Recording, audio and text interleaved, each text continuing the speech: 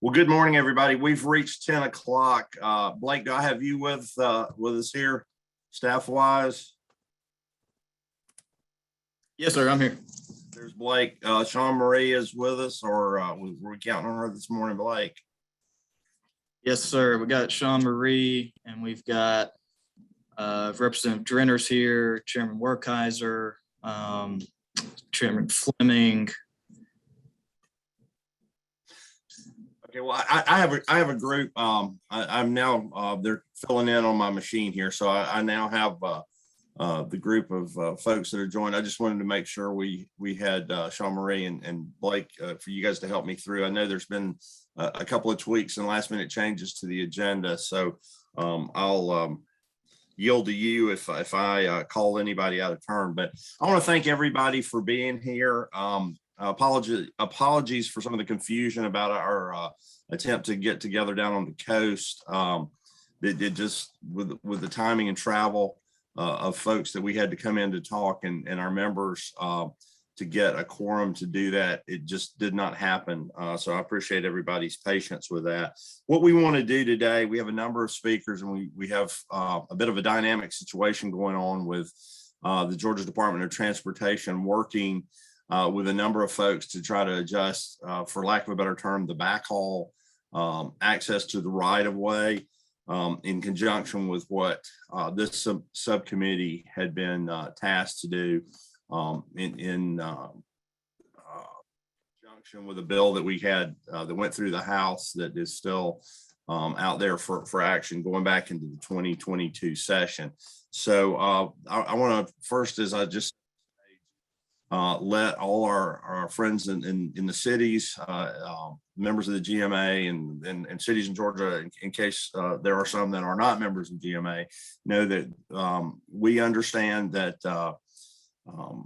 over the years, the amount of money you charge for right-of-way access when there were no customers was pegged to DOT rate, and that's what we had heard you had wanted for a number of years. Now we're hearing that since DOT is changing some things, you may not like that anymore. Just know that we hear that, and as the legislative, our job in the legislature, I should say, to affix a fee there that makes sense, that is fair, and we'll work with you all to do that. Hopefully we land at something that is reasonably similar to that. Oh, and by the way, I just saw welcome Chairman Parsons. I'll just finish this sentence and then ask our big chairman, Chairman Don Parsons, if he'd like to add. But our goal here today is to listen to folks from all areas from the industry for DOT and know that we're working together and we're listening. And we know that this affects a lot of people. It's very important to Georgia to continue the broadband rollout and also to be fair as technology changes and the delivery of electronic communication and electronic content comes over the internet. So with that, I'll again welcome everybody. And Chairman Parsons, would you like to add anything before we get going? You know, I've got nothing to add. Chairman Martin, I appreciate you setting us up today. I've been looking forward to this one. This meeting in particular, to learn more about what the DOT is proposing and to hear the questions and answers today. But now with that, just I appreciate the people who are here and look forward to the information we're going to get. Thank you. Thanks, Chairman Parsons. Blake, do we have anything else housekeeping wise? And if not, we'll go straight to Ms. Perkle with the Georgia Department of Transportation. No, sir. I think we're ready to go. Okay, let me say this as we're going to let Ms. Perkle make her presentation. Blake, are we going to handle questions from the committee members? If they'll just let us know with a raise of the hand, then we'll try to get to, and that's a virtual raise of the hand, folks. If your virtual hand's not waving, you have to turn on your camera and wave at us, but we'll turn on and try to take questions from members at the end of her presentation. And I'll say this, Chairman, before we get going, since we have such a large audience today, if I miss your hand, shoot me a message in the chat and I'll make sure I definitely see that to get your question asked. Very good. Ms. Perkle, you have I guess I would say we don't have one, so you have our virtual attention. Thank you, Mr. Chairman, and it's great to be here with you and the members of the committee today. I'm going to share my screen. Let's see here.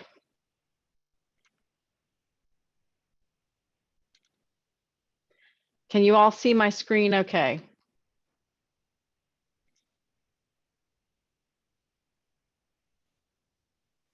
Looking for a response. I can see your screen. Thank you. Yes, see your screen. Oh, whoops.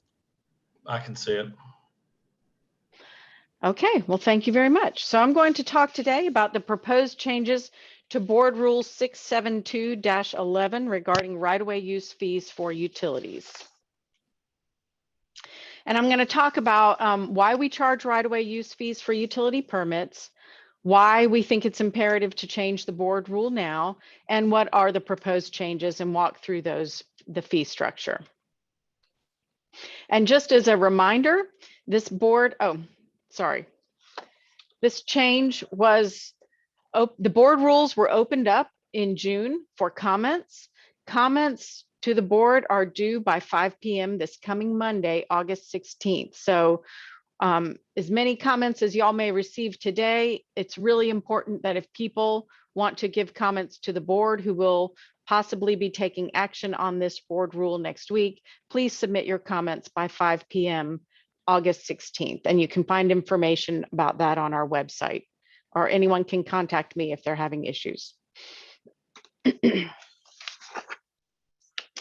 is the third time in the last couple of years that we have attempted to modernize the right-of-way use fees. Both previous times we received a lot of feedback from industry and other partners, and those have led us to where we are today. And we think that the current proposal strikes the right balance.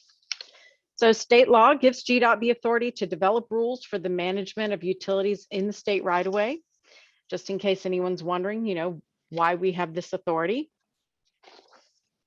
And federal law makes it clear that states have the authority to manage the public right-of-way and charge fair and reasonable compensation for allowing telecom providers to use the public right-of-way. This is exactly what we are trying to do. We don't need to charge any more or any less. We are not trying to make money, make a profit. We simply want to cover our cost to managing utility permits in the right-of-way. We charge a fee because we are administering a program where private for-profit companies are using public right-of-way that was acquired with tax dollars for a transportation use. We allow them to access the public right-of-way. There is no easement for them to purchase. Fees collected allow us to administer the utility program. If we administer this program with motor fuel tax dollars, it takes away from the projects the department delivers.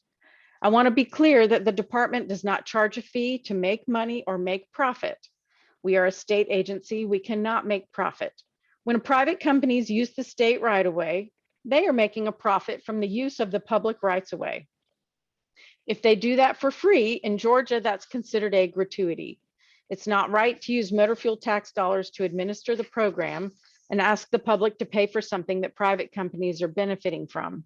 So you may ask, what does it actually take to administer these utilities in the state right-of-way?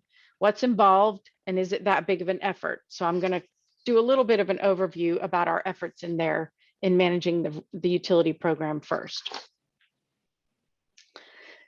So we use the fees that we collect in permit fees for utilities. We use those to administer the utility program statewide. The first responsibility in the utility program is handling the permitting and inspection of utilities in the state right-of-way. This includes administration of applications.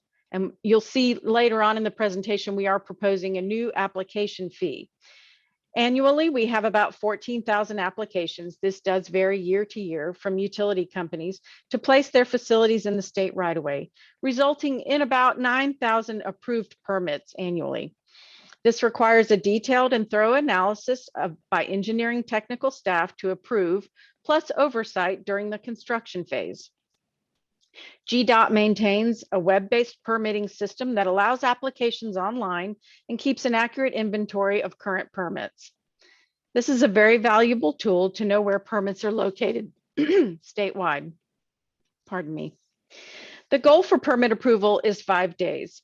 During 2020, which we all know was kind of a strange year, the average turnaround time for permit processing was about 3 days.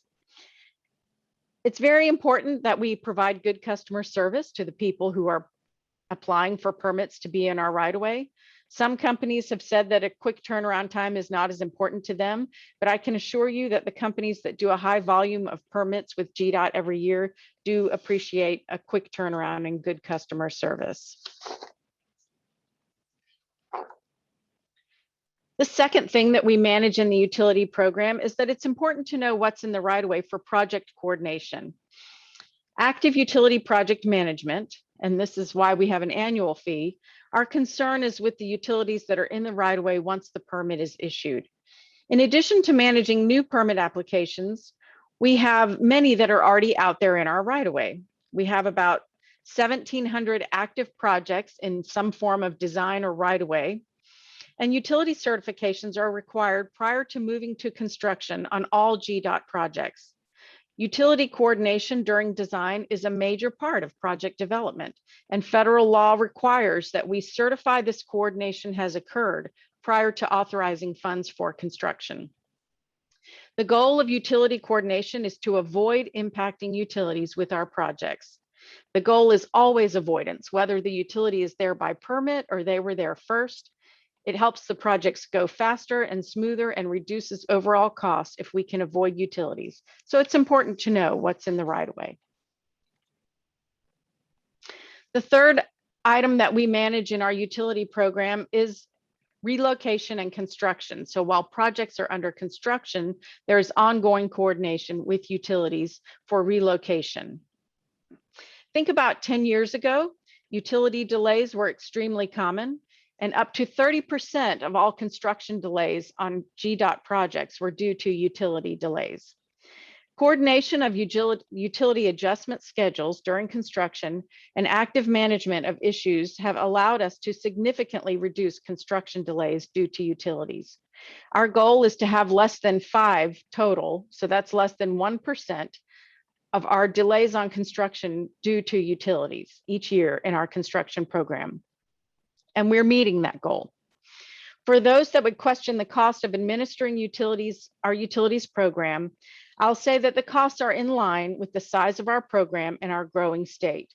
It does cost money to ensure that we have the people to run the program, and that our annual costs to run the program are about $20 to $21 million annually. That's to manage permits for about 18,000 miles of highway, coordinating projects for a $2.5 billion capital program. Good management of our utility program directly impacts our program delivery for projects statewide. And lean government utilizing consultants makes this whole program management scalable. We have a very lean permitting staff. Our utilities program operation is augmented with on-call consultants, so it is scalable month to month and year to year as demand changes. We use consulting companies that are specialized in subsurface utility engineering and utility coordination. All of it benefits the utility industry to ensure that we have what they need for project coordination. Again, the goal is to avoid costly impacts to utilities on projects. Nationally, we are used as an example for a well-run and efficient utility program. GDOT has received national awards for our web-based permitting system that reduces time and cost associated with permitting facilities on the public right-of-way. The Office of Utilities has also received awards from the Georgia Utility Coordinating Council for improving the utility relocation process in Georgia. Just like in everything we do, GDOT as an agency, we are always striving to do better. A couple weeks ago, I was at a meeting with other southeastern states and received a comment from one of our neighboring states that they're looking to create a utility management program that is similar to GDOT because the cost that they are spending on utility delays in projects far outweighs the cost of managing a good utility program. So let's talk a little bit about the proposed rule. In the proposed rule, we have upgraded the definitions to clarify the difference between non-communications utilities and communications utilities. It's a new term to say communications utilities, but it streamlines and modernizes, reflecting the increased homogenization of data telecommunications. The concept of a wireless facility within our communications facilities is a new one, reflecting the increased need for lower impact wireless facility installations. So for non-communication utilities, they use what we call a producer price index formula. Georgia Power, this formula was established in 1985. It was established in the courts, and these are not in question and are not in need of modernization. Also, publicly owned utilities, we don't charge right-of-way use fees. So why are we making changes to communication utility fees? So permit fees allow us to recoup our cost for allowing utilities in the public right-of-way. And we've been charging these fees for decades. So, and these have not been updated since 1985. The current rules have been in place a long time, and they were put in place when telecom meant long distance and trunk line utilities. Since that time, we've had cable TV introduced into the market, as well as other internet services. These didn't really start out as traditional utilities. They were nice to haves and not must haves, but they wanted to be in the right of way too. So we established fees for them as well. With increased deployment of broadband fiber, it's important that the fees established are the same for all. There's not much of a difference now between telephone and cable and internet. Fiber is fiber. And as far as what's in our right of way, they're all the same to us. But in case you can't tell, changing this fee structure is, it's difficult and it's challenging. So we've put it off long enough. All of the companies are moving data, and the fee structure needs to be equitable to all of the providers. To put things in context, in a typical year, I told you we get about 14,000 applications for permits and about 9,000 are approved. Only about 16% of those are for telecom and communications permits. The remainder are for power, gas, and water infrastructure. In 2020, we approved 8,700 permits, and 1,400 of those were for telecoms. We've also been meeting with the Department of Community Affairs and GTA to stay informed on the state's effort to expand broadband deployment. We don't want to inhibit the expansion of broadband for unserved areas. We've all learned through the pandemic how critical it really is. They are supportive of our efforts to modernize these fees. Similarly, GDOT encourages co-location on existing facilities. Co-location still requires a permit. We still need to know which companies are in our right-of-way. But the permit fee is reduced by 25% to encourage co-located utilities. This simplifies future interaction with utilities, and if it's aerial, it greatly improves safety. But it doesn't change GDOT's workload to approve and manage the permit.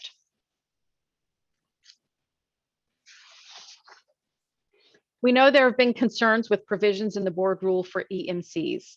We're trying to track with the legislature and your efforts to allow EMCs to provide broadband. The proposed board rule language clarifies that EMCs are, and that they already pay right-of-way use fees.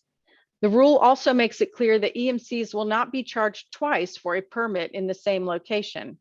If they are permitted in a location for power, we will not charge them again to add broadband to the same location. State law allows them to provide both power and broadband. And once we clear a location for a permit, they will pay permit fees, but we don't need to make them pay twice for the same location. What we need for our purposes is to clear the location for the utility and to know which companies are out there in each location. We don't need two permits for the same company, same location.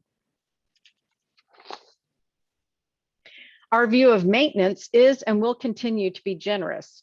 No additional permit is required for companies to maintain the facilities that they've installed in our right-of-way. Once they have a permit, they can maintain their facilities as needed. We only ask that if lane closures are needed, they coordinate with the district office on the traffic interruption reports.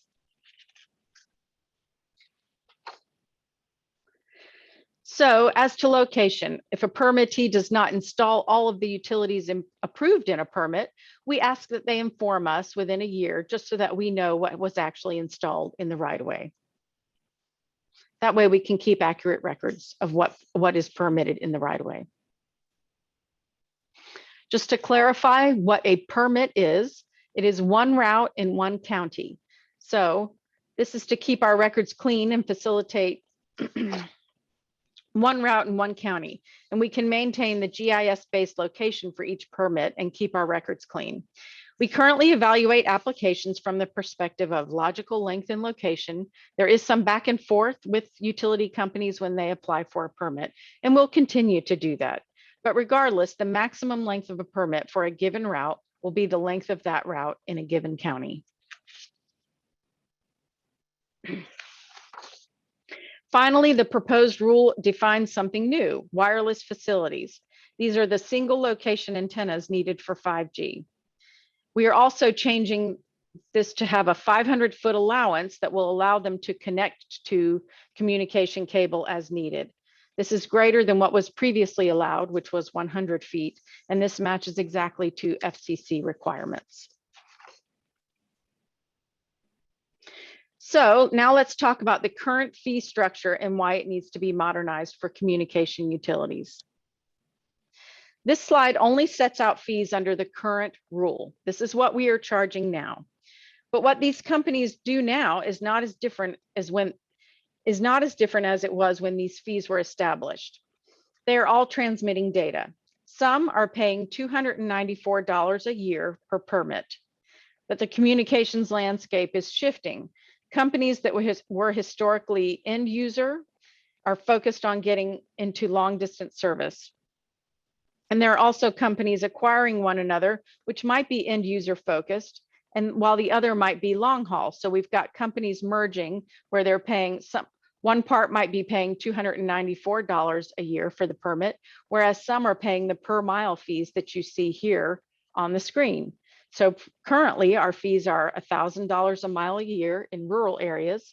And then in the more urbanized areas, it could be 1,000 or 2,000 miles a year, depending on the volume of the roads.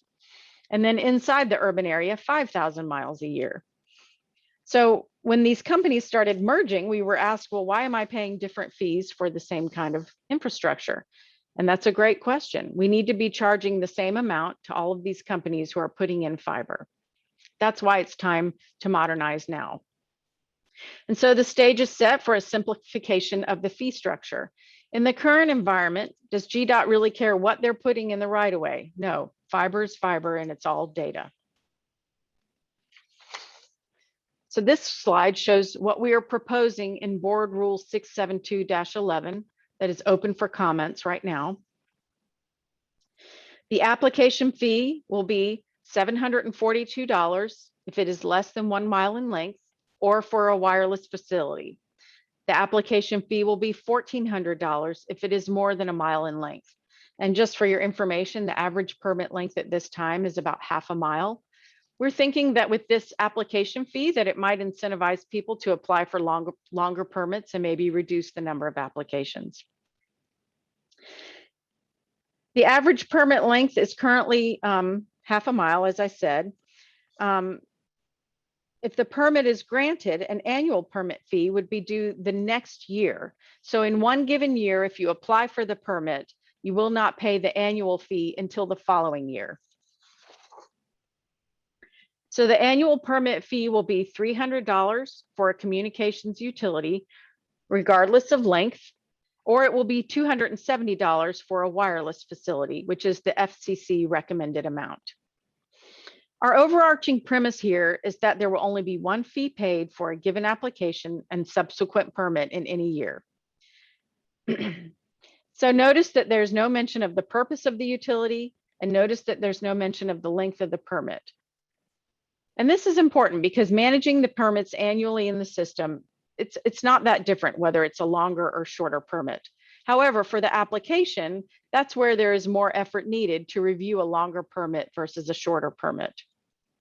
So on the next slide, I'm going to talk about how we calculated these application fees. It was first developed for a 1 mile permit, which was arrived at $1,400, and then would apply not only to 1 mile permits, but to those longer than a mile, regardless of length.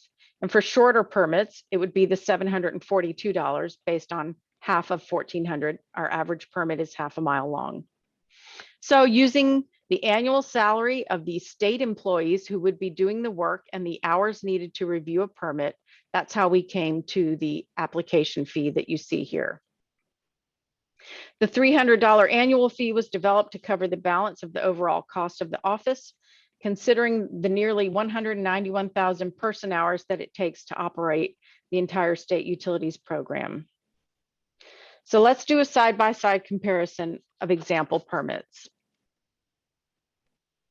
On the left side of the screen, you see a longer permit for 5 miles.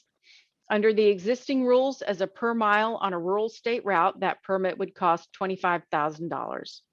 Under the proposed rules, that permit would cost $2,600 over a 5-year period. On the right, you see a typical permit for a shorter permit, half a mile. Under the existing rules, this would cost $2,500 in a rural route.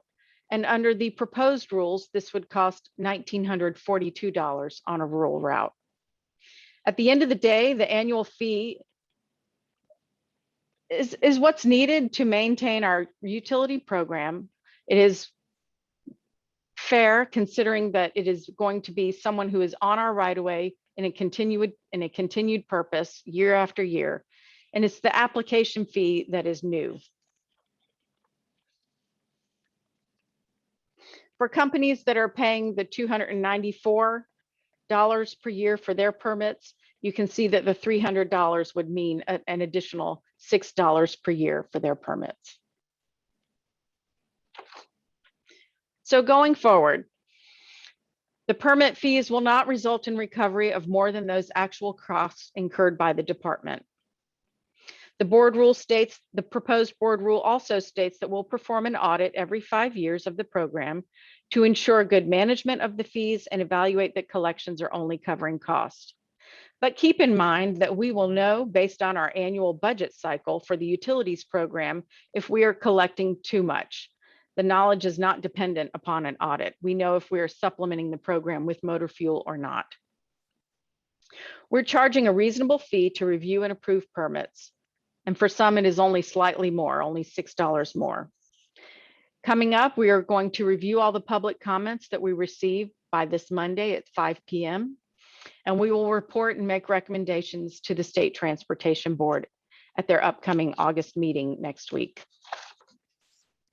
Just a reminder, any comments should be submitted by 5 p.m. Monday. I just want to make sure everyone's aware that comments need to be submitted to the State Transportation Board. And I'm happy to answer questions or take questions later. But first, I do just want to say that we've been meeting with industry partners for the last year or more. We don't all agree on how we're proceeding. I know that many in the industry, particularly the Fiber Network Alliance, has stated that they don't want us to have an annual fee. We think that that's the right approach, considering we're managing the entire state and the public rights of way, and we think we've met a good balance with what we're proposing here today. There have also been concerns from GMA, and I think Chair Martin, you touched on this when you kicked the meeting off, but we have met with the chair of GMA and we've come to an agreement on how to proceed. And so the parts of this rule that affect GMA, we will propose to delay that until happening after the legislative session.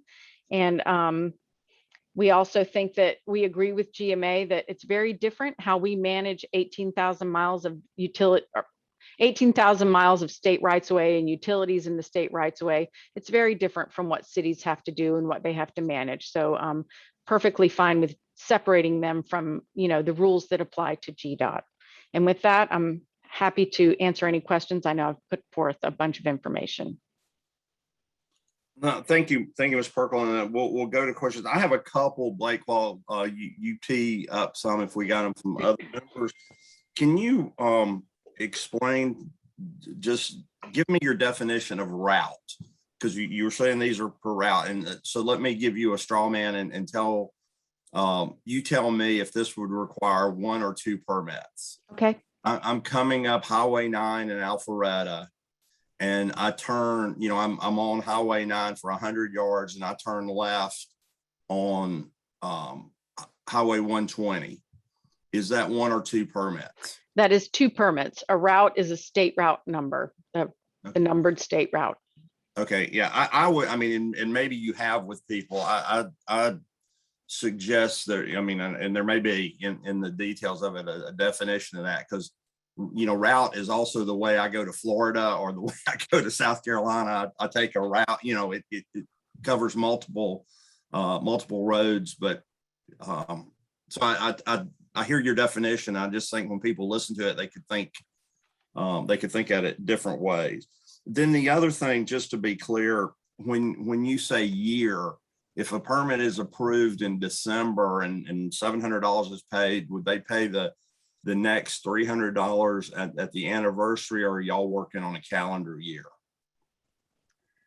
I believe that refers to the state fiscal year, and we send out invoices once in the state fiscal year. So if they applied in fiscal year 21, they would then pay the annual fee in fiscal year 22. Patrick or Nick, if I have that wrong, please correct me, but I believe it's based on the state fiscal year. Okay, that's fair enough. And I don't mean to pick at, because I have some other detail questions, well, I guess more detail, but you guys. Actually, I just got a clarification. Okay. It's based on the anniversary of when the permit was approved. Yes. Okay, good. All right, that makes sense to me, because I was going to say not to pick at, because I've done a ton of work on this. Mm-hmm. But the devil is many times in the details with how that it should or could have been prorated, because you don't want to have somebody getting their permit approved on June 30th and then paying on 30th. So thank you for that. Yes. So once the permit is approved a year after that, then they would receive the invoice for the upcoming annual fee. Okay. And I have one more, and then actually I have several more, but I'll yield to the other members. So explain to me how you came about the 5G towers. I guess that's what is strange to me. You're going to charge somebody $724 for stringing a mile's worth of cable down the road. If it's a mile and a foot or whatnot, it'll be $1,400. I get that, but in that space, so if say it's longer than the mile, it's the $1,400 fee. Mm-hmm. If I'm in cable, I pay $1,400. But if I'm hanging facilities on a pole, I don't know how often somebody from industry can come here to make 5G effective, to not have latency that causes it not to be good if we're trying to drive autonomously or whatever in the future. How is it that approving those costs you more because it's hanging on the same poles? So are you referring to the co-location? Well, I mean, that was another one for later, but okay. What I was referring to was you talked about the hardware for a 5G small cell tower, hanging that a co-location tower. Why is that a per pole basis, a per installation basis? So if I have to put 20 of those along a 5 mile stretch, I pay 20 times whatever the number was, as opposed to one permit fee of $1,400. Okay. I mean, whatever's up the pole doesn't really matter to you. If it's a wire or if it's a cell 5G cell site, you got to call them if you're moving the road. So why are we charging more for that? So the $270 per permit for a wireless facility is taken straight from the FCC recommendations or the FCC requirements. Is that what you're asking?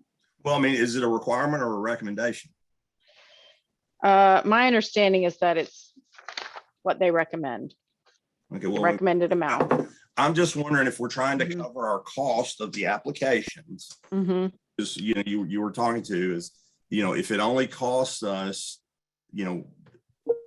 why would we require them to make an application for each poll, as opposed to, again, you want to cut down on some administering applications. If I'm going down straight to state route, and I'm going to put 20 of these in, why wouldn't that be one application So you looked at it once and it's on, these poles. I just, something about, we don't have Mhm. needs with it today. I mean, maybe I need to submit a comment to the comment board, but that's just something that kind of stuck out to me. Blake, do we have folks have things that want to speak? Yes, sir. Chairman John Carson has a question.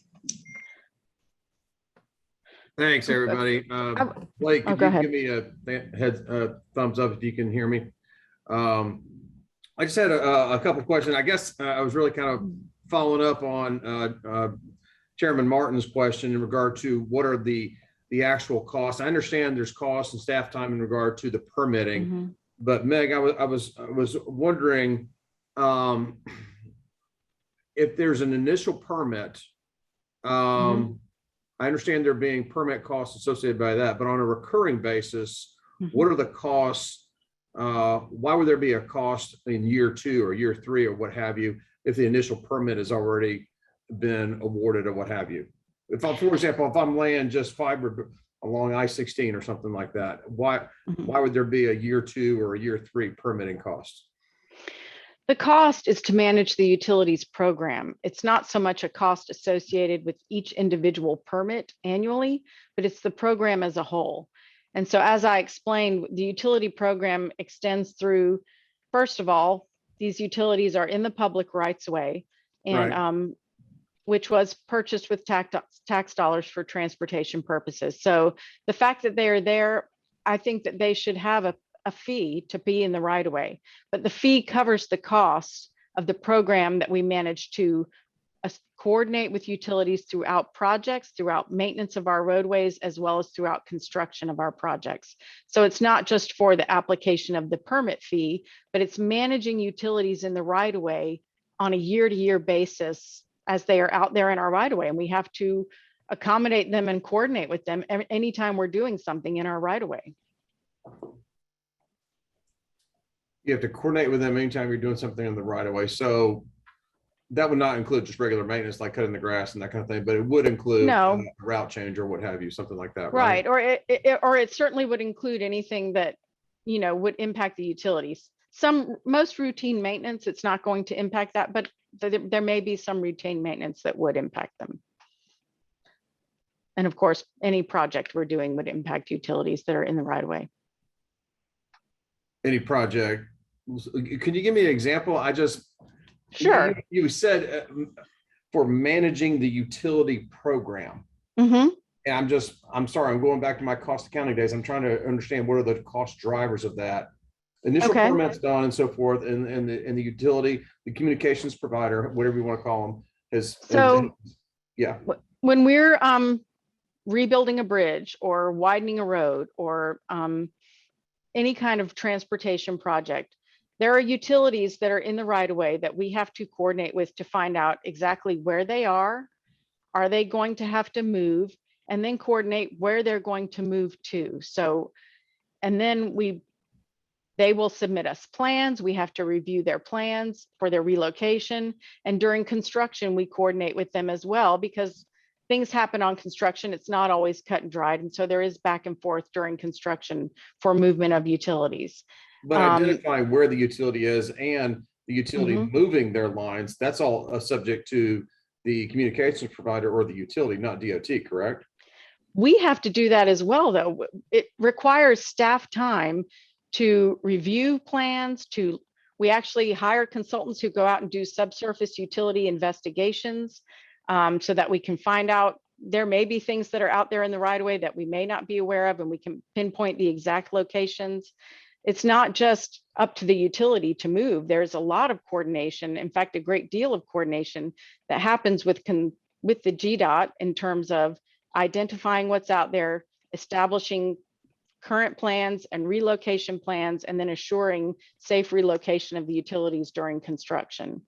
And this happens even on small projects. Just a traffic signal can impact many utilities. So it's even quick response projects, small projects, there are always, I won't say always, there are often utility coordination things that have to happen for most of our projects.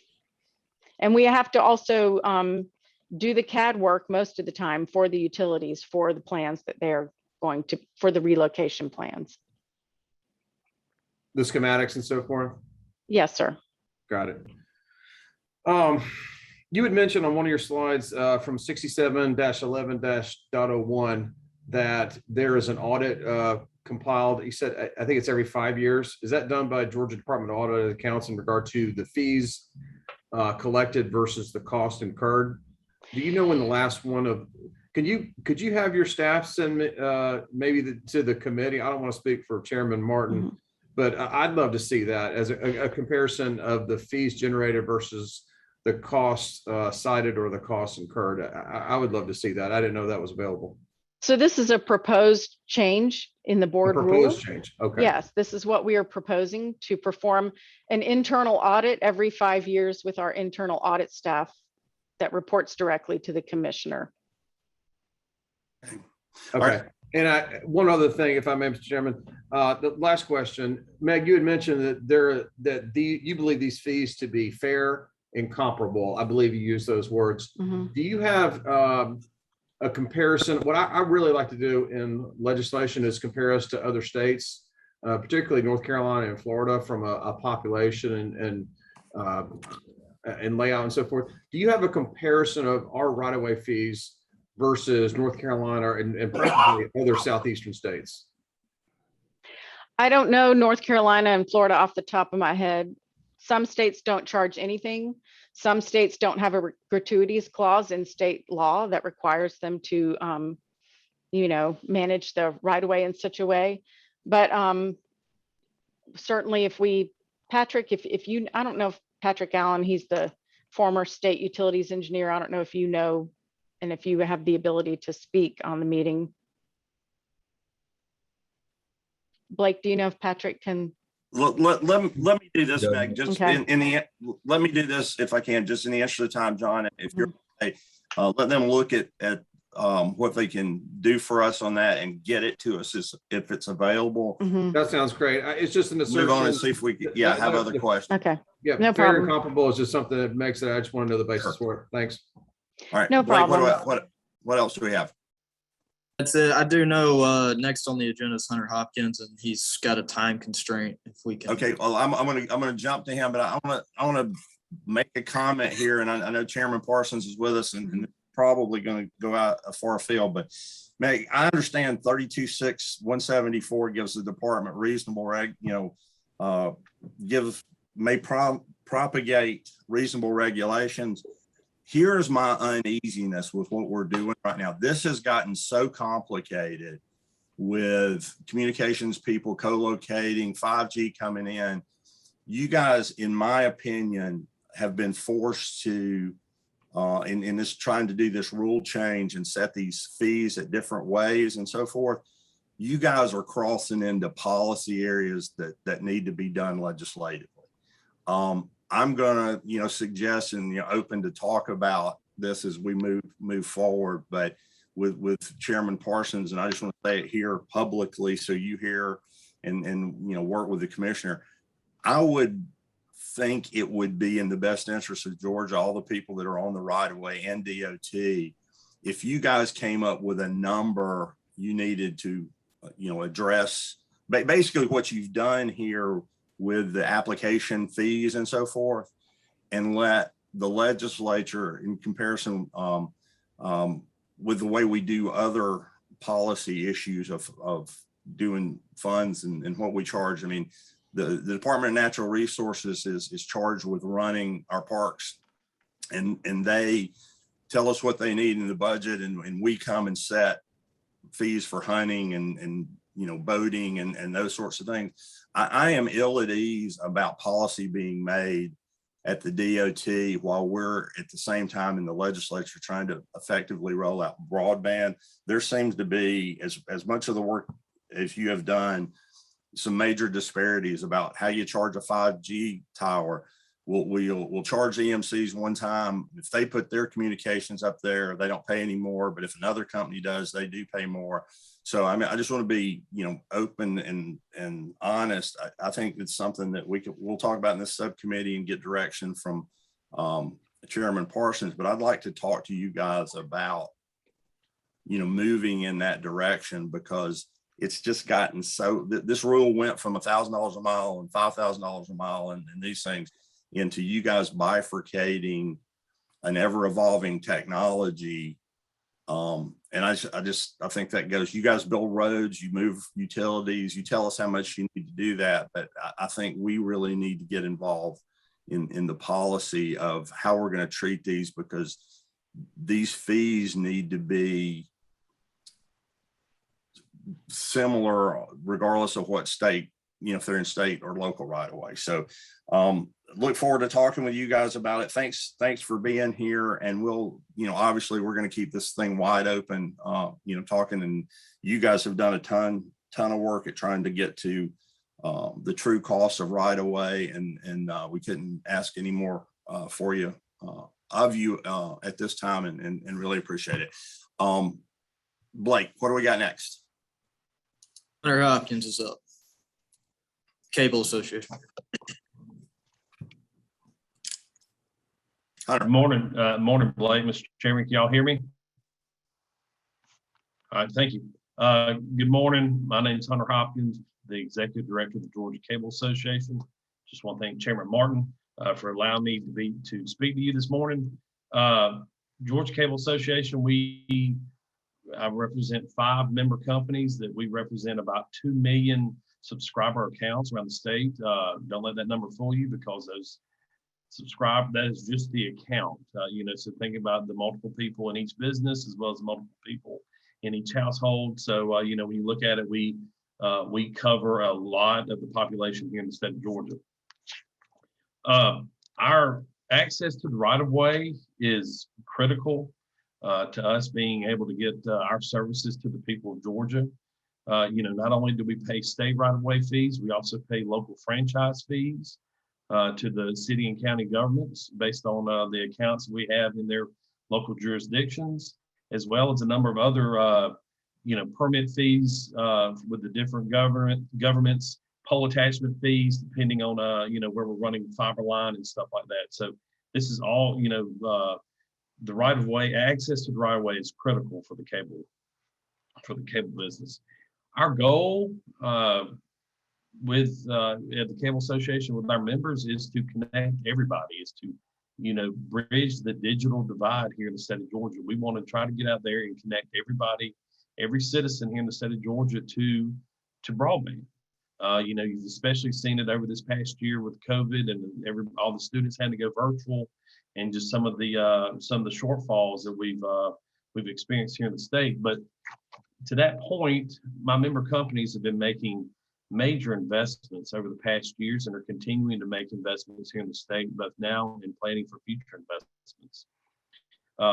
In fact, we have been working with the Department of Community Affairs on our Georgia broadband map, which is one of the top maps in the state, or in the country, actually. We can go in and actually identify unserved areas of the state. You can see where, those areas that need to be focused on. We've really been working hard with DCA about that, and I applaud DCA for putting together literally the top-notch broadband map in the country. But when it comes to these new right-of-way rules, we feel that the way they're drawn right now, that they're a little bit we think they would hinder future broadband investment. Georgia is sitting on the cusp of receiving $1 billion plus coming down from the federal government, whether it be through the American Rescue Plan Act or this brand new infrastructure bill that has $65 billion earmarked for broadband investment spread across the country. There's other programs like RDOF and the Reconnect program through the USDA that also bring federal funds here to the state. We're sitting on the opportunity. We're facing the opportunity to be able to go out there and bridge this digital gap here in the state and literally connect every citizen of the state of Georgia to the internet. But we feel that some of these rule changes of the DOT, would hinder that growth. We understand and we agree that the DOT should be allowed to charge a cost-based permit fee that covers all their expenses incurred to administer and manage the right-of-ways. However, we believe the annual occupancy is not merited. We run fiber lines, both short permits, long permits, as Ms. Purple mentioned, but I mean, we have to run that fiber through the right of way to get it to the end consumer, to that household or to that business. And those recurring annual fees, we just feel are unfair when we've already had to pay the permit fees, especially when, we go in, for the most part, you put the line in and you really don't have to worry about it that much. About the only time you really have to worry about it is if somebody else is coming in and putting in a new, new line or something like that. So just wanted to make those points. I apologize that it's so brief, Mr. Chairman, but I've got to go. I'm down here in Callaway Gardens for a Broadway Summit for the region down here, and I've got to go participate in a panel discussion here in a few minutes. But thank you for the time to be here. Just wanted to share our thoughts for the cable industry, and I think I can maybe take one or two questions, Blake, if there are any. Thank you, Mr. Hopkins. We don't want to get in the way of your golf game. Your panel discussion. No, I understand. I wish that was the case. Yeah, other things. Blake, do we have questions? No, sir, I don't see any. Okay. Thank you for doing this. I would obviously recommend that you have and you still stay in contact with our subcommittee that Chairman Parsons has asked to look into this, and also stay in contact with the Georgia Department of Transportation. I mean, they've done a lot of work on this. I know that there's still work to be done, but even if, as I suggested before, this turns into a policy issue that comes back to the legislature to deal with, their thoughts, input, and direction of what it costs for them to work is going to be very important to us. So communication is good, and we really thank you very much, and we'll slide on in the agenda. Thank you, Mr. Hopkins. Thank you. Blake, you want to bring up our next Yes, sir. We got Charlotte Davis with GMA. I think she may have a couple comments in relation to what you talked about earlier today. Ms. Davis. Thanks, Chairman Martin. Charlotte Davis, Deputy Director of Governmental Relations with GMA. And actually, I don't have much to add. Chairman Martin, you already touched on it, and Meg in her presentation did as well. The cities are kind of in a unique position as it relates to the board rule, only because we're tied to it through statute. And so we've been in contact with the commissioner and GDOT and their staff. They understand the issue and are working to address it, to either acknowledge us in the rule. But ultimately, and Chairman Martin, you already acknowledged this, it's in the purview of the legislature, any changes that may or may not happen as it relates to a rate structure for the cities, because we only draw that authority through statute. So I appreciate the work of this committee, and we look forward to continuing to work with you and your committee, whether it's on legislation that's already out there, that's already moved through the process to address this, or any future legislation that this committee comes up with. Thank you, Ms. Davis. And I know GMA has worked with the department again, and I want to applaud you for doing that. I do want to reiterate, you and I had you were kind enough, we had a discussion, I guess, late last week for those cities, out there, anyone that would be listening to this, that, we understand there's the connection. I think certainly DOT understands there's a connection now. I think they probably always thought about the connection, but they were concentrating on what they needed to do. And like I said, they should be applauded for the work they've done. It's getting us, toward a better place and an end goal. But it is all the cities that are impacted by this need to realize that, things may change. I mean, technology has changed, so some of the revenue, model may be tweaked a little bit, but we realize that they are involved in that.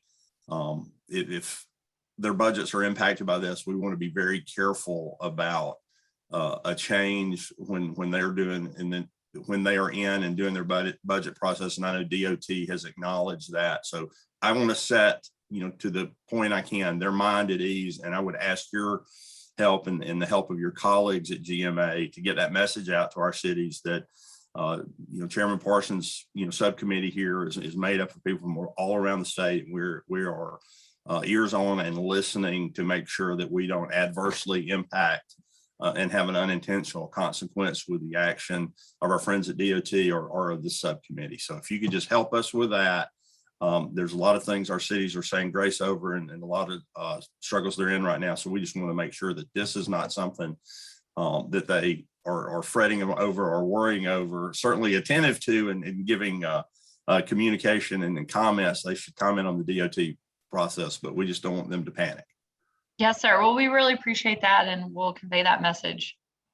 Very good. Any other questions, Mr. Doss, for Ms. Davis, GMA? No, sir, don't see any. Thanks. Okay. Thank you. Well, we're making progress. Yes, sir. Moving Have. right along, we got Terry Lindell, and I think she's ready to go. I see Ms. Lindell down there. Terry, you have the virtual floor, as it were. Thank you. And also thank you, Mr. Dawes, for working with me. I had a hearing at the PSC prior to this. My name is Terry Lindell, and I'm a regulatory attorney. I represent Chickamauga Public Service and Ringgold Telephone Companies. And I'd like to primarily address one point in the proposed GOT rule. The proposed GOT rule in section 672-7-.04 D2 provides that, quote, the department shall waive the application fee and or the annual permit fee for EMCs where the sole purpose of a permit is to provide broadband internet access service. The rule does not address EMC communication affiliates. Technically, it is an affiliate of an EMC which will provide communication services. However, neither the EMCs or their communication affiliates should be exempt from these fees. This practice would be discriminatory. The communications industry is competitive, and excluding the EMCs and their communication affiliates from the payment of these fees gives these entities a competitive advantage. And I'm going to give you an example, please. Let's say that you have a bucket truck that's owned by an EMC. Hey, Terry, Terry, I just think wanna- you're breaking up a little bit. Yeah, can you just pause for us just a second? If it's you, we're hearing some breakup, or it sounds like somebody may be unmuted and we're getting some wind. So maybe a little closer to the microphone. We want to make sure we hear what you have to say. Oh, I'm sorry. Okay. Where did you miss me? Okay. Just, yeah. I'm going to give you my EMC bucket truck example. How's that? Okay. And you have a bucket truck. It's owned by the electric EMCs, and the electric EMC is a non-regulated electric monopoly. And this bucket truck is going to be used by the electric EMCs to place the electric line in the DOT right-of-way. The costs for this bucket truck are recovered from the EMC members, electric customers, their members. Now, this same bucket truck is going to be used by the EMC's broadband affiliate, which is a competitive industry. The broadband industry is a competitive industry, to place its broadband cable in the same DOT right-of-way. Now, are AMC broadband customers going to pay for the use of this very same bucket truck that's owned by the electric EMCs? Or is the bucket truck being offered at no charge to the EMC broadband affiliate? So if the EMC broadband affiliate does not pay for the use of the bucket truck, the non-regulated electric monopoly is subsidizing the competitive affiliate. This gives the EMC broadband affiliate an advantage over its competitors. The DOT stated last week that the reasons for this exception was that both cables were being placed inside the right-of-way at the same time, which we take it to mean, one, there will either be one cost for two facilities, a BOGO essentially, and this is not always the case, meaning that EMC electric cables are not always placed at the same time as the broadband cables. Or does this mean that the broadband affiliate will pay 50% of the costs. The exemption for the EMC should be removed, even if both electric wires and the broadband cable facilities are placed at the same time using the same bucket truck. There is still a cross subsidy. So there are two possible scenarios. EMC customers are paying the entire cost to deploy both the electric and the broadband facilities, even though these are totally distinctive services from each other and must be provided by two separate legal entities. This would be 2-for-1 deal that substantially reduces the EMC's cost to deploy broadband fiber, or the EMC splits the cost between its electric business and its broadband affiliate. This would give the EMC broadband affiliate deployment at half the price paid by other telecommunications or broadband providers that are not affiliated with the EMCs. So the EMC affiliate, solely due to its relationship with the EMC, gets either 2 for the price of 1 or a 50% discount. Either one gives the EMC's broadband affiliate a significant reduction in cost to deploy broadband, meaning the EMC is subsidizing its broadband affiliates' costs with its electric revenues. And we believe that this exemption for the EMC is improper. And that's our fundamental concern with the rule. I do believe that the Fiber Network Owners Alliance will be addressing costs, and they do a much better job of explaining that than I do, so I will not go into that at this point. Do I have any questions on the cross-subsidization issue? Do we have any questions for Ms. Lindahl? No, sir, I'm not seeing any.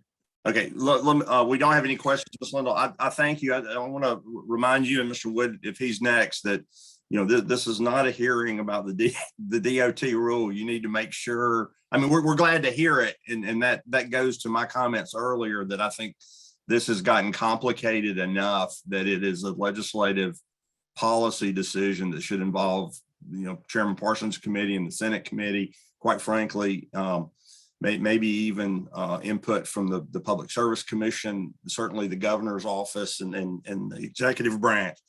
So I appreciate you bringing that, but I also want to emphasize the need for you to make sure that those comments go to the Georgia Department of Transportation, because if and until the legislature meets and goes a different direction, whether I believe that 32.6.174 specifically or explicitly gives them the ability to set fees, they've taken the position that it does. And I'm sure we'll work through that in a positive and productive manner for all the Georgians. But given the current scenario, it's very important that you work with Ms. Perkle and the commissioner and all of the folks over there that are preparing that for the board, and let the board hear you that, your questions or concerns. So we're glad you bring them before our subcommittee today. It brings a little credence to the statement I had made earlier. I didn't know what you were going to say, but to the dirt is sort of treated equally. Yes, cities and counties may administer their rights of way differently than DOT, maybe more complicated. So there may be a little bit of a difference, but we should certainly treat state dirt the same based on what's being put on it rather than who's putting that on it. It should be a what's on it rather than a who's putting it. So thank you, and we'll move along and look forward to continued communication. Thank you, sir. And our clients have filed comments with the board. Okay. Awesome. Yes. Blake, we'll go on to Mr. Wood, I guess. Yes, sir. It'll be Mr. Glenn Wood, and I think he's going to comment for a second, and then we'll move on to Kyle Williamson. Okay. Mr. Wood. Good morning. Let me say thank you very much. We appreciate it. I think that we do have some things that are common for us, both from the GDOT standpoint and from our side, but we certainly appreciate it. Our organization is made up of a large number of companies here in Georgia, and we're trying to serve both the larger populated areas as well as the very rural populated areas. but going to speak on our behalf will be Kyle Williamson, who is with one of our member companies, but he's also an executive on our staff on the board there of FNA. So thank you very much, and I'll turn it over to Kyle. Without objection, Mr. Williamson, are you there? Here? Yes, sir. Just trying to get the unmute button. There you are. Muted. As we've been working on this for over a year and a half, thousands of hours, hundreds of meetings with GDOT, Senate, some members in the House, the governor's office. And as we've done before every meeting, I'm going to open with a quick prayer. Dear Heavenly Father, thank you for everyone on this call. I see about 37 to 40 people on this call. And Lord, I ask you to join us. You say where two or more are gathered, that if we ask you, you're not just listening, but you're here with us in our presence. I pray that you lead us in your way and you keep us focused on policy and working together in unity. And I pray that as much for myself as anyone. I thank everyone for their attendance. And as you teach us in Proverbs, as iron sharpens iron, one man sharpens another. So as we sharpen each other on this rule, I know it causes a little bit of friction, but I pray that you keep our relationships intact. In your name I pray. Amen. I'm going to try to share my screen here, and hopefully this will work. Is that working for everyone? I see it. Okay. Yep. All right. And we did make a similar presentation to the Senate Transportation Committee last Thursday. You just jump into this. Who is the Fiber Network Alliance? We are made up of currently 54 organizations, with 41 of our members have properties in Georgia. We're growing 3 to 6 members every 6 months. We meet every 3 months as executive teams. We were formed as a Georgia not-for-profit. I'm a founding member, helped write the bylaws. Our purpose is to affect broadband to rural America. And we are a Georgia not-for-profit, and we have over 100,000 collective miles, more than that, of our members, and we're the companies that are making a difference. In our bylaws, we have to be made up of the communities we serve. We have to employ and actually have facilities in the areas that we serve. We have invested in and are currently investing hundreds of millions in Georgia. Our organizations are made up of municipalities, cooperatives, EMC, CLECs, nonprofits, for-profits, every type of entity type. Do you think different entity types wouldn't get along? Well, we do. We intend to get along, and we meet to ensure we get along for the purpose of solving this broadband issue. We have a deep concern, passion, if you will, for this Rule 672-11. We want one that's good for Georgia and its constituents. And a lot of progress has been made, but the current language is just simply not ready for passage coming August 19th. A little bit of history on some of the Rule 672-11 highlights. We call it the right-of-way use rule, the ROW rule. The current rule that's been in place since around 1995, its rate structure is $1,000 to $5,000 a mile recurring annual.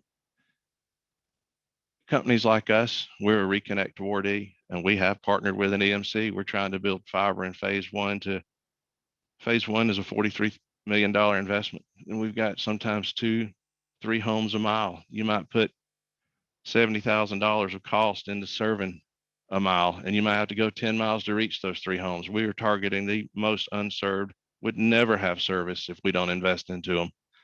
You can't serve 3 homes a mile, charge $50 a month, and never pay a cost like that. That's always been the case. That's why in red there are numerous standalone deals. You go to GDOT and you negotiate a custom deal. That's the only way that you can survive. And that's not a new thing. Governor Roy Barnes, Speaker of the House Tom Murphy 21 years ago, and some of the GDOT staff helped us negotiate ours. You're going to find the FNA members and look at the GTA, you look across Georgia, we exist on standalone deals. The previous rule that was up for passage this past January changed that minimal $1,000 a mile fee to $2,640 a mile. And that's when the FNA formed the committee that I'm chairing, and we got seriously involved because that would have killed broadband in Georgia. And yet the rule said it was cost-based. I had many meetings, as our staff did, and our attorneys with the GDOT staff working on this. And it's not an easy topic. And I'm just going to say that it's not an easy topic to fix. And trying to pass rules quickly will lead to problems.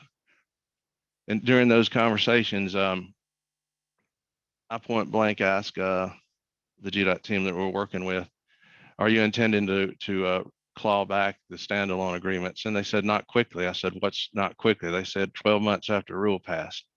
And they also told our team that this rule would apply to all utilities, not just communications. I'm talking about as a fee structure. It would apply, I'm sorry, to all utilities.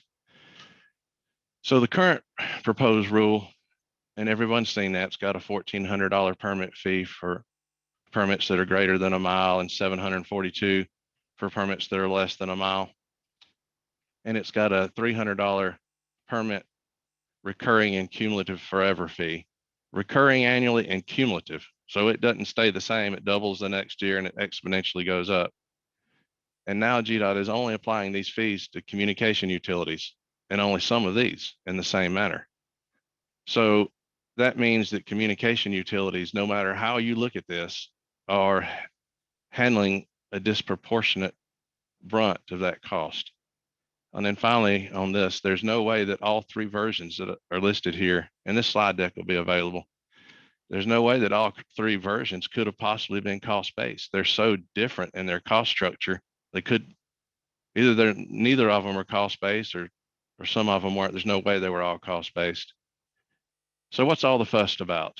The current proposal doesn't show in the rule, that's in the rule, in the language of the rule, it doesn't show how the fee permits are calculated as required by law. You got to show your formula in the rule. That's what holds you accountable. And then the current proposal provides methods for fees to exceed actual cost. The current proposal does not treat all communication utilities on a competitively neutral basis as required by federal and state law. It's easy to say things don't comply with law. I want to leave you with this. The federal law, I've highlighted some things in yellow. That's section 253 of part 47, the Communication Act, a competitively neutral and non-discriminatory basis, limited to cost recovery. Cost calculations must be transparent and disclosed. It needs to be in the rule. Okay, Kyle, I don't mind you going through this, but we've got time in our 2 hours, but again, I want to reiterate, we're not litigating the GDOT rule over here. Yes, sir. If you're doing this pointed toward, you kind of seem to agree with the thought process, and that was just Chuck's, to be clear. That wasn't Chairman Parsons. That's certainly not the leadership in the House or the Senate, that this is a policy matter. You know, we've got to fill, we can't cut DOT's legs out from under them any more than we can cities. You know, they have to have the money they need to run a quality program. But that if what you're telling me is that it's more complex policy than you're seeing in the rule, I hear that. But just remember, this subcommittee doesn't have anything to do with the adoption of that rule next week. So yes, sir. It's just information. I just want you to focus yes, at the right place. I'll let you continue. So there's some things in this slide deck that everyone here can have this, that talk about the Georgia law. I'll leave that with you. The gratuity clause has been mentioned. I put this here for you. There's nothing in Georgia's gratuity clause that broadband providers are violating. We're paying for the right of way and where it goes. Senate Bill 402, the ACE Act, even said that the benefit that any provider gets from placing broadband in the right of way is far less than the benefit Georgia's getting for having broadband. A rule that's good for Georgia, what the FNA is promoting, is to include the formula in the rule that governs how fees are calculated. And it needs to only be a one-time fee, not a recurring fee. Georgia's adjacent states, we have members in all the states, adjacent states, they don't have recurring cumulative fees. The permit fee must be applied uniformly to all permits. That's our three main points. You'll see that, and I am moving quickly here, but you'll see that through our theme. This is just a mathematical calculation. GDOT had about 14,000 permits. These are numbers from GDOT. Anyone can get them. We're in the previous presentations that you've seen from GDOT, and about 9,000 were approved. Out of the 9,000 that were approved, 1,400 were from communication utilities. GDOT stated that their annual cost is around $20,100,000. If you have a rule that divides your annual cost, you divide that by the total number of permits.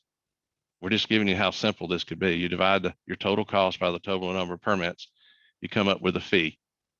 Right now, that fee would be about $1,435 per permit. And that covers all of GDOT's costs because the number of permits are divided by their total annual cost. So that covers not just the permit application, it covers the recurring maintenance. I mean, simply put, that fee covers their whole cost, and it's a cost-based formula. We also, in April of this year, proposed a similar cost-based fee to GDOT, and it's included at the end of this deck for anyone that wants it later, where you could have 50% of the flat rate fee go to applying for the permit, and if you're approved your permit, the other 50% of the cost apply to you. Again, it's just a flat rate. No recurring cumulative rent was needed. As an example, 70% or so GDOT's permits, and this is just an example, are for the shorter, less than a mile, 30% for the ones longer than a mile, using that 70-30 split. The current rule that's proposed by GDOT, if applied to all utilities in green over here, at year 10, that's making $24 million over just the one-time fee. That recurring cumulative amount, it's mathematically impossible that won't make more than GDOT's cost. And as we showed in the previous slide, you can have a formula where a flat rate covers your entire cost, including your maintenance, your moves, adds, and changes. So a one-time fee that's good for Georgia, cost-based, removes the need for individual right-of-way deals, treats all communication utilities equally, treats all users of the right-of-way equally. When applied uniformly to all communication utilities, it's competitively neutral and truly reduces the barriers to investment in Georgia. When applied to all utilities, it covers GDOT's actual costs and scales as their cost changes, provides upfront known costs, reduces any recurring costs from all utility types, and prevents cross-subsidization from one utility to another. Doesn't burden communication utilities with carrying GDOT's costs for other utility types. We talked a little bit about co-location and joint trenching. And you hear in the current rule, and it's in the proposed rule, that if two companies are going to joint trench together, that they'll each get a 25% discount. Again, that's misleading, because if you were only going to charge 100% to one provider, but you give two providers a 25% discount, it means you're billing 150% of what you otherwise would to open the same trench or to hang on the same pole. And as you have three providers and so forth, as it goes up, it just makes margin. It's an error in the rule that needs to be corrected. And also, there's no way that GDOT knows over the course of time when companies joint trench, maybe they have 12 conduits in a bank, and you might have a fiber in each conduit that's got 400 strands of glass. So you have thousands of potential companies in that joint trench, in those conduits, in that fiber. Companies are merging, going, selling, just bringing broadband to Georgia. Well, GDOT has no way to track which companies are in what over the course of time. So you end up competitively treating companies disadvantaged if you try to have a fee. The only way to do this, as we've stated earlier, that's fair for everyone, is to have a permit fee, a one-time flat rate permit fee, and just be happy if companies can work on their own and joint trench, because they'll save money in their construction. It behooves them to do it. But trying to have a rule that becomes effective law, it's actually penalizing people for joint trenching. It's costing more money. So you've heard me talk about all these standalone deals. The FNA has got an open records request into GDOT, and we'll provide this report. We're going to collect all the standalone deals. We're going to collect all the rates that everyone in Georgia is providing. And we won't put company names on it, but we'll just provide a report so that everyone can see the various disparity in how communication utilities are treated in comparison to other utilities and even amongst each other. And in summing this up, we need a rule, it's back to our 3 points, that shows the mathematical cost-based formula in the rule. There needs to be no recurring cumulative rent. It just makes a margin. It just provides a way to make a margin. And at best, that recurring cumulative rent, when I say it makes a margin, it has the method to make a margin. Because if you don't apply a permit fee to all utilities, say water, power, gas, sewer, Atlanta Gas and Light, and a lot of water and infrastructure are now privatized. So whether it's a city or privatized, if you don't apply the fee to everyone and you're only applying this fee to communication utilities, well, yeah, I can see why you want that cumulative recurring rent, because that money's got to cross subsidize for GDOT's cost that they're not recovering from not charging all utilities something for encumbering the right of way. And that something would be depicted in that mathematical formula that's transparently disclosed in the rule. And that's, I know I rushed that. I'll leave this slide deck with all who request it. You just put it in the chat, and Glenn will make sure to get it to you. And thank you, Chairman. Yeah, Kyle, thank you very much. If you would just email it to Blake, and, Okay. and Blake has the committee list. And Blake, I mean, it's as far as I would concerned. I mean, he spread this meeting is being recorded and is on the is out there for public consumption right now and in the future. So I suppose that you're okay with that slide deck being mailed out to everyone that's on our notification list for this subcommittee meeting. Yes, sir. But if you'll just put it to Blake, that'll pardon me, save. That'll be a 1 point of distribution. We can make sure that we get it out, and it'll be the one you sent. It won't be confusing. Thank you very much. You bet. You bet. Or do we have questions, Blake? No, sir. Okay, Kyle, let me say this, because I mean, I guess this is in the form of a question. I guess you get a little latitude if you get to chair the meeting as Chairman Parsons has allowed me to do it. But one of the things I take to a little pushback with you at is we're going under the assumption there's always going to be 14,000 applications a year. I absolutely hear you say that if you have an ongoing fee and you continue to have your applications, you do this and you come up with more revenue than you need to run your enterprise. But I mean, anybody out there in business knows that, the best way to run a business is you count on new sales, which that would be new applications, if you will, and you count on recurring customers, the people you have in there. So I hear what you're saying in terms of a balance. And I think Ms. Perkle was very clear in that the DOT's point in this, we might not see it eye to eye with them right now, but their hope and their overarching goal was to create a revenue stream that matched the what it costs to administer the right of way. Again, there may be some pencil sharpening and going there, but I'm going to absolutely give them credit for /defend that they are trying to do that. We may disagree with how they get to those numbers, or you may even have a different view as to what the numbers would be. But I truly believe, in talking with the commissioner and talking with Meg and some other folks, that that's what they wish to do.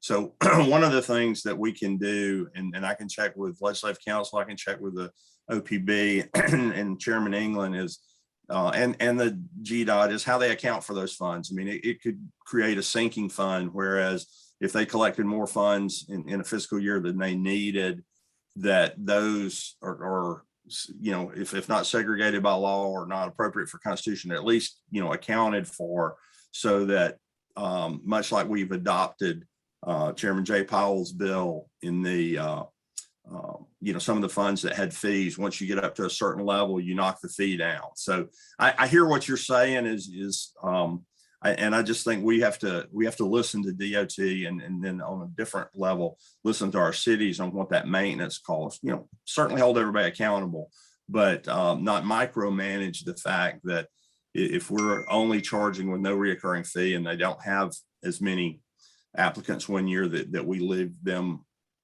short. So appreciate you bringing all that information to us. Thank you.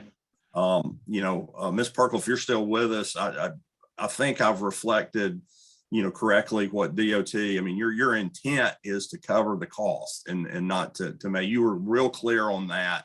And if correct me if I'm wrong there, but I heard that loud and clear that you weren't trying to make a profit. And You heard correctly. Profit, we would adjust that going forward. So Yes, sir. we want to continue to work with you on that. So yeah, she affirms that. Are there any other questions? Any other thoughts? Ms. Perkle, while I got you back here, I guess, I've made a comment or two about DOT. So I'll let you respond to that. I want to be clear here when I say it's a policy issue, that is in no way, shape, or form to undercut the calculations you guys have made and how you run your railroad, so to speak, your railroad and roads, to the right-of-way maintenance. But it's just when you get into, I just don't think you guys ought to have to wrestle between our providers sometimes. So that's the policy point I wanted to make. And I'll leave you a last word to comment on that. But I just wanted to be clear. My comments are not questioning your total number you need, but somehow how we may need to come if there's a wrestling between subgroups. That may be something that the policymakers in the Senate and the House and the governor's office may want to work with you guys on. So just to be clear, that I didn't want that to be seem like a backhanded compliment at the DOT. I think you've done tremendous work in coming to the true cost of the right of way, and not just the bare bones of it, doing it the right way, because nobody likes it.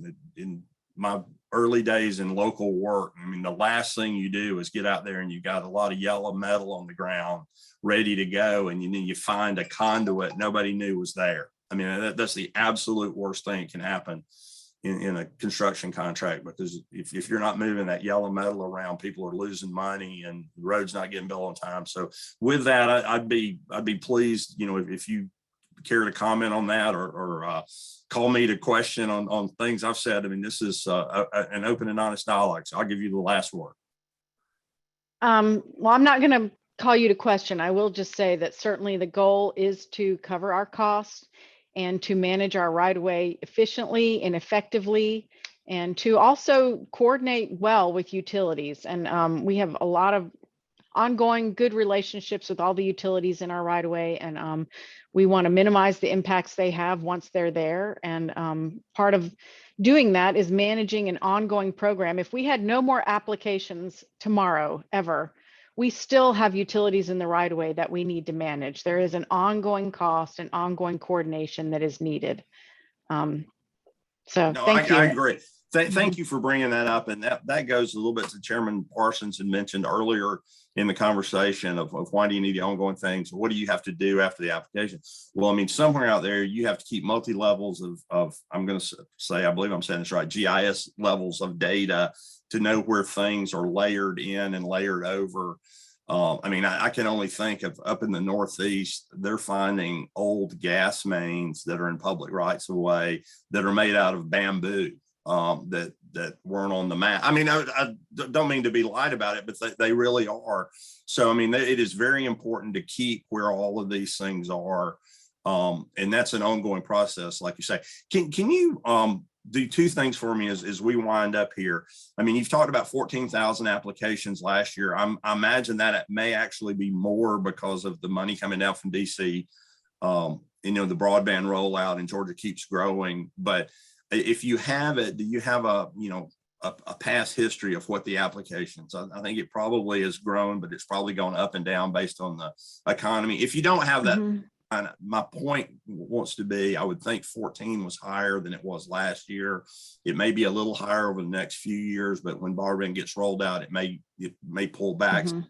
So I think as we do this, we want to be careful about not counting all of your revenue coming from quote unquote new customers, new applications. So you may need a little of that baseline fee. So we'll work with that. The other thing I'm going to ask for, and we can talk about it online, but I've just heard bubble up over the last couple of weeks or month or so about, the 1,000, 5,000 had been the match in the legislature at the local level. And then my question had been, well, how come that, there's a lot of state routes where people are really paying $5,000 a mile to go through, a city. And it was mentioned that these agreements were had. I think it's important for the subcommittee to get our hands around what those were.